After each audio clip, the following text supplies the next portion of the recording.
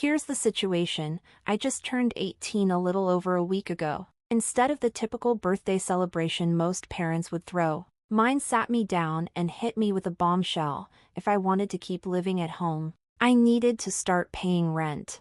I was completely blindsided. We had never discussed anything like this before. My relationship with my parents has always been strained. We rarely talked, and they were never particularly affectionate. Growing up, I had everything I needed, but it felt like it came from obligation rather than genuine love. We're not exactly close now. My mom is a high school English teacher, and my dad works in marketing, so money isn't an issue for them. However, I always sensed that spending on me was something they did out of duty, not because they genuinely wanted to provide for me. To prepare for the unexpected, I took a job in high school. I interned at a nearby office supply store. It wasn't glamorous, but it paid decently, and I could juggle it with school. I even managed to save a bit of money. While it wasn't enough to move out entirely, it would cover rent for a couple of months if I found a cheap place or shared with roommates. I had planned for a worst-case scenario, but I never thought I'd have to tap into those savings so soon. When my birthday rolled around, and my parents laid down the ultimatum, start paying rent or leave, I decided I'd rather leave. It felt insulting that they were just waiting for me to turn 18 so they could push me out. I didn't want to stay in a house that felt more like a prison. In a burst of frustration, I packed my things and went to a friend's house for the night. They didn't even try to stop me as I walked out the door, and I haven't looked back since. Their reaction shocked me. Despite their reluctance to spend money on me, they had never been so blunt about wanting me out. My friend graciously offered me a place to stay until I could find an apartment or until college started. I'm set to begin college in the fall, and thankfully, I didn't have to worry about tuition because my maternal grandparents had established a college fund for me, one my parents couldn't touch. My dad's parents passed away when he was a teenager. I was furious and hurt by my parents' actions, so I blocked them the moment I left, with no intention of unblocking them. We weren't close, but I expected them to at least allow me to stay under their roof until I could afford my own place. I knew they weren't obligated to care for me now that I was an adult, but it still stung.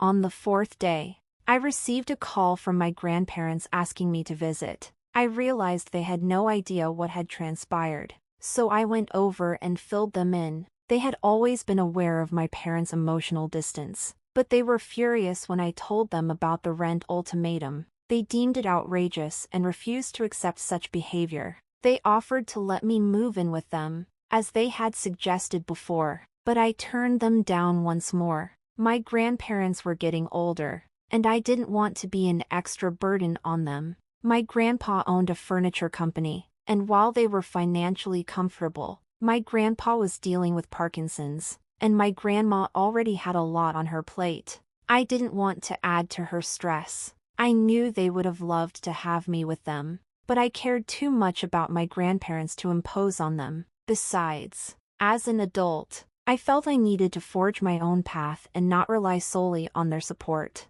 I turned down their offer to move in, which disappointed them a bit, but they understood my perspective.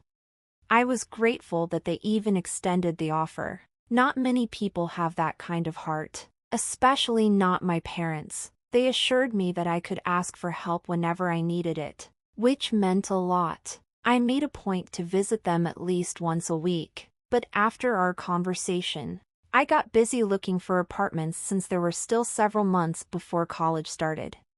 Then, just yesterday, I received a call from my parents. My dad was using his business number, the only one I hadn't blocked. When I picked up, I realized both of them were on the line. They told me my grandparents had decided to back out of an investment related to my dad's upcoming business venture. Apparently, after hearing what my parents said to me, my grandpa changed his mind about investing, and now my parents were in a panic.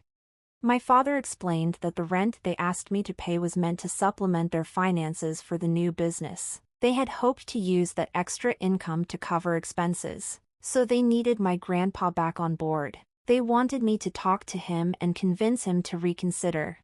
I stood my ground, telling them I wasn't going to do anything to help. This situation was entirely their fault. They had treated me poorly, not just recently, but throughout my life, making me feel like a burden. They had no right to expect anything from me now. They had dug their own grave, and it was time for them to face the consequences. Just as I was about to hang up, my mother accused me of being unfair and ungrateful. She reminded me how they had always paid for everything, and now that I had a bit of money, I was turning my back on them.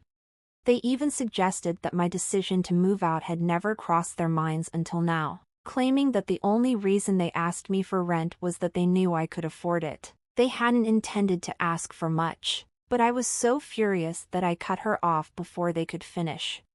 My mother's voice cracked as she admitted they hadn't been the best parents but insisted that didn't mean they didn't care about me. I realized I was acting as if they had done something wrong. My dad reminded me that it was ultimately my choice, but he added that this business he was about to launch was his dream project and that he would be devastated if it didn't succeed. He insisted that asking me to pay rent was a normal expectation that many parents have for their adult children. They asked me to think it over and let them know my decision within a week, leaving me feeling like a terrible person. I truly didn't know what to do. Update 1. So, I've decided I'm not going to apologize to my parents like I initially planned. My emotions got the best of me that day, but after reflecting with a clearer head and reading the comments on my post, I don't believe I owe them any apologies or need to speak to my grandparents to fix things. I still have 2 days before I must inform my parents of my decision, but I'm already certain of my choice, knowing they likely won't take it well. My mother was quite emotional, but now that I think about it, those tears could have easily been exaggerated.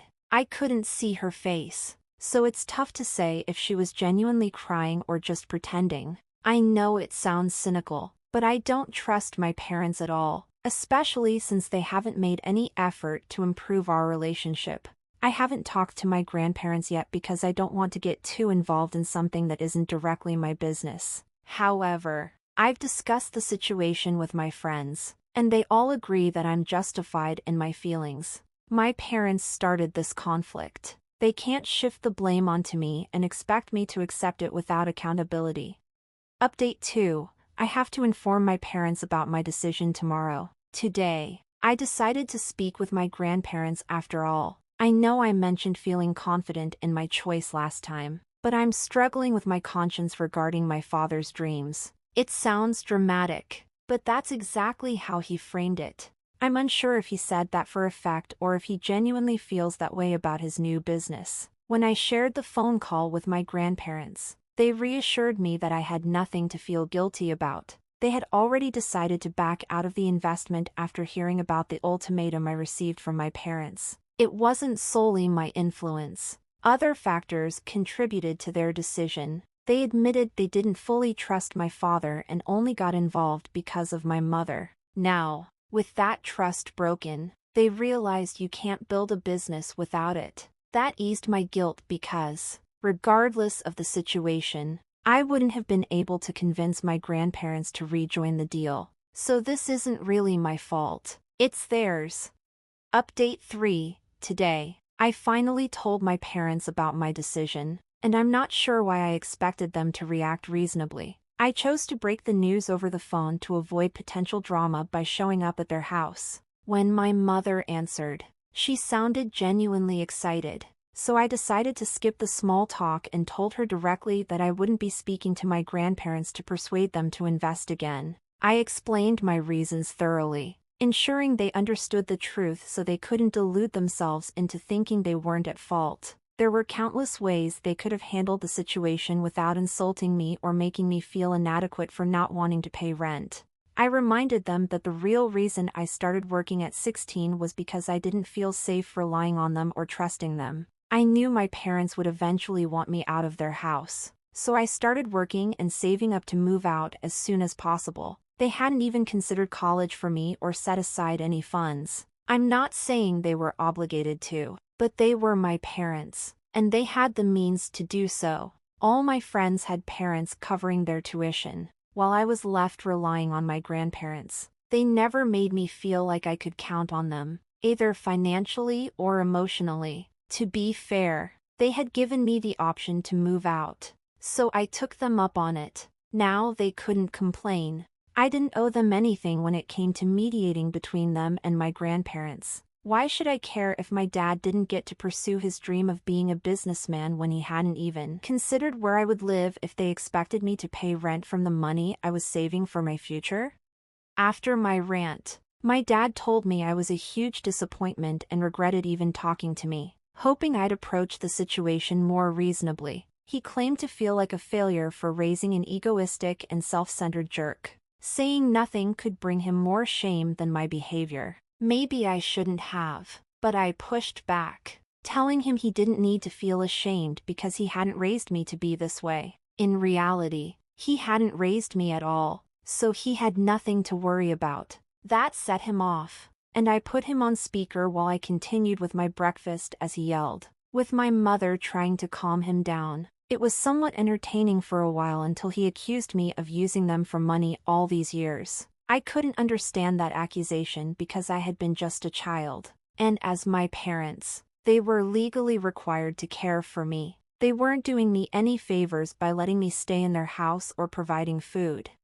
They had neglected me emotionally, and if not for the law, they would have ignored me entirely, leaving me to fend for myself. I told my father he couldn't claim I was using him for money when, until just a few days ago, I was still a minor, which meant he was responsible for my well-being. Even then, I tried my best not to ask him for money, relying on my savings for necessities, even something as simple as sneakers. Ever since I started working at the store, I had been paying for myself and trying to stay out of their way so I wouldn't be a burden, but even that wasn't enough. They kept wanting more. This turned into a brutal argument, with both my parents hurling insults, and by the time I disconnected the call, feeling emotionally shattered. I didn't know how to cope and didn't want to disturb my friend, who worked late and slept in. He was already doing me a huge favor by letting me live with him rent-free, and I didn't want to add to his burdens. So, I decided to reach out to the only people I could rely on without hesitation, my grandparents. They answered almost immediately, and I broke down in tears while recounting my conversation with my parents. They were upset by what my parents had said and assured me they would fix the situation. I didn't fully understand what that meant but didn't want to ask. I trusted that whatever my grandparents did would be for the best.